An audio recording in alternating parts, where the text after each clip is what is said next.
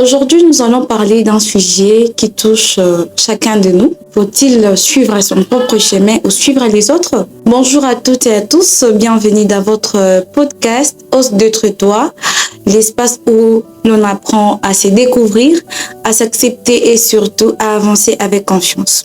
Je suis votre animatrice, entrepreneur Grady Mounia et je suis très heureuse de vous retrouver pour ce tout premier numéro. Dans la vie, il arrive souvent que l'on hésite entre écouter son cœur et suivre ce que les autres attendent de nous. Parfois, la société, la famille ou même les amis peuvent influencer nos choix.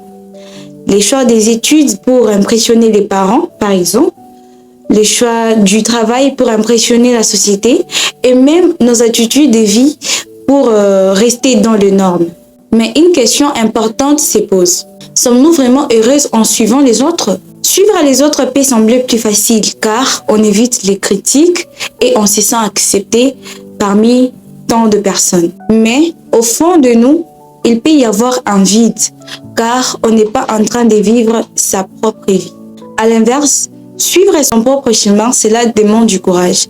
Cela veut dire croire en soi-même comme personne ne comprend. Cela veut dire accepter de faire des erreurs, d'apprendre et de grandir. Même c'est aussi le seul chemin qui mène vers une vraie satisfaction personnelle. Alors aujourd'hui, pose-toi cette question. Est-ce que je vis réellement pour moi, pour ma propre vie ou pour les autres? N'aie pas peur d'être différent.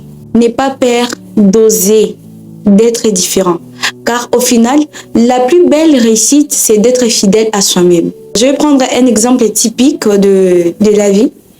Je suis née, moi je m'appelle Grady et il y a une autre personne qui s'appelle Daniela par exemple. Ça veut dire que je suis pas elle, elle n'est pas moi. Donc je dois vivre ma propre vie. Elle aussi, elle doit vivre sa propre vie. Je suis pas née pour copier les autres, mais pour briller à ma manière. Tu dois pas être là forcément en train de copier les autres pour dire que non, je dois suivre l'autre. Bien, on peut prendre des exemples. Je te dis, tel a réussi dans sa vie, je peux prendre son exemple, ça va, mais pas copier toute chose. C'est pas correct. Je suis moi et je dois faire des choses comme moi.